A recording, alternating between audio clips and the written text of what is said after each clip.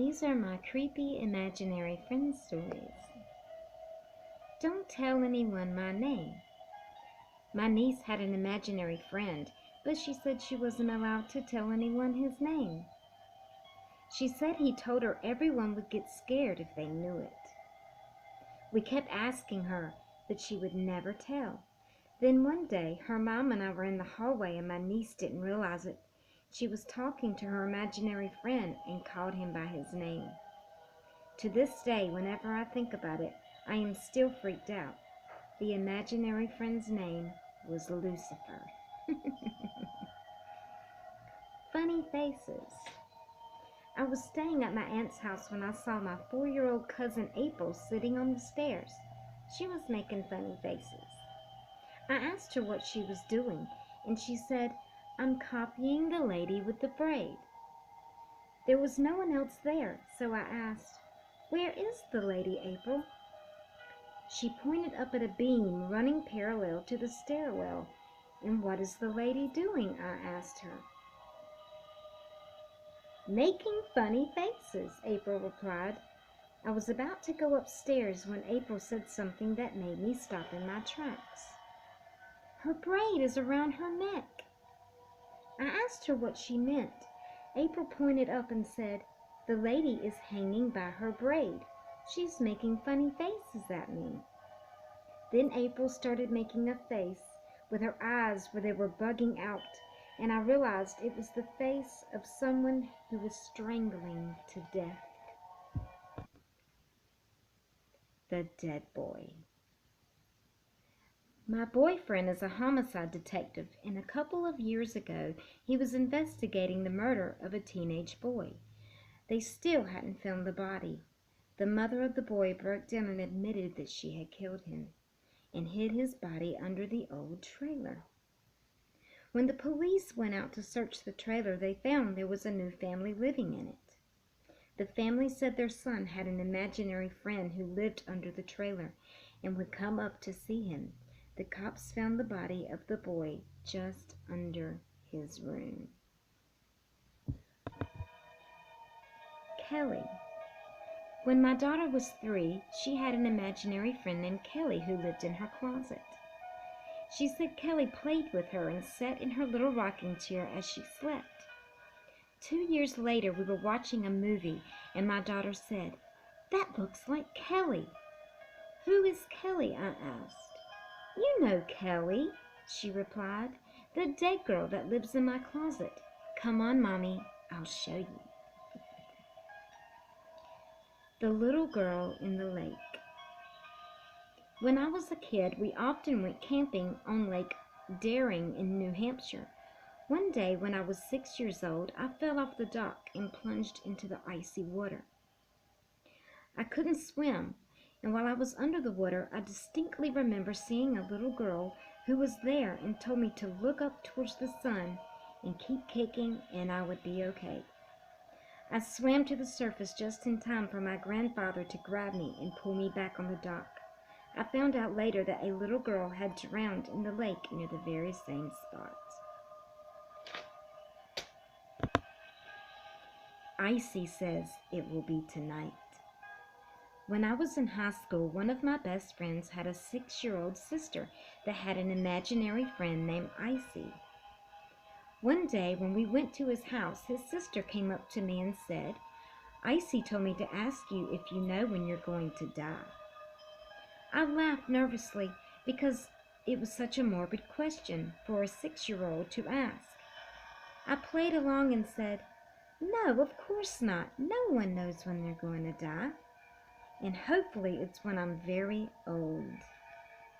The girl shook her head sadly and said, "Oh no, Icy wants me to tell you it will be tonight." And with that, she walked away. It's the punishment. I was 17 and babysitting a friend of the family's 6-year-old boy. He'd been in bed for a couple of hours, and I just went in to check on him. He wasn't in bed, and when I opened the door, I saw he was standing in the corner facing the wall. It was the creepiest thing I'd ever seen in my life. I asked him what he was doing, and all he did was turn around, smile very evil-like, and put his finger to his lips as if to say, "Shh." I asked him again what he was doing, and all he said was, "Leave us. It is the punishment." He scared me to death that night. The sign of the cross. My daughters used to ask me about a man that came to see her in the room every night and put the sign of the cross on her forehead. I thought that it was just a dream she had. My mother-in-law sent over some family photos. My daughter looked right at the picture of my husband's father, who had been dead for 16 years, and quickly said, "That's the man that comes into my room at night." When I told my husband about all this, he told me that his father would always do the sign of the cross on his forehead when he was very young.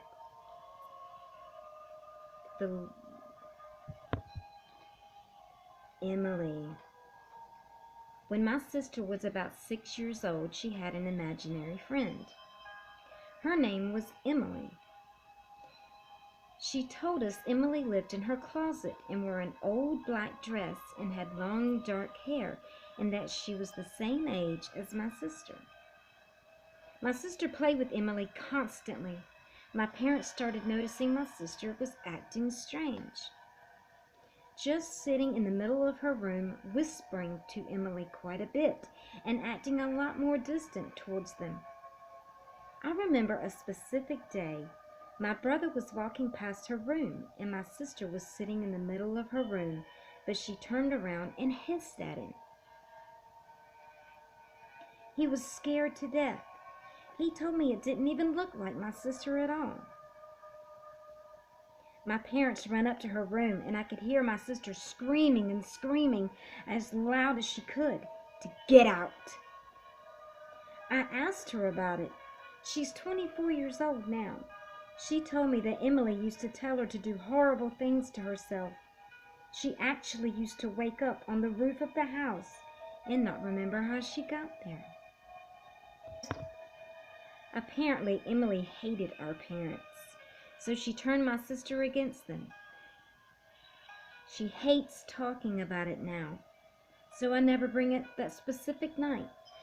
This happened at our house. When we moved into a different one. Emily was gone. We never heard or saw her again. My sister's little friend was a big deal to my family and messed things up for a long time. I'm just relieved that we left that house so long ago. Matt. When I was growing up, there was a girl in my neighborhood who was very odd. All the other kids were freaked out by her. One day she told all the kids that in the forest behind her house there were bloody dead bodies. When they heard this, all the kids freaked out and told their parents. The fathers had to go out and search the forest just in case. All they found was candy wrappers and empty beer bottles. After that, all the kids in the neighborhood refused to go near her, including me. A few years later, my parents divorced.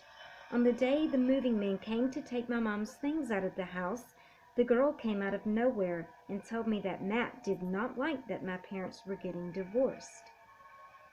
I had no idea who Matt was. Even though I stopped being friends with her, my dad was still friends with her parents. My dad told me that Matt was her imaginary friend.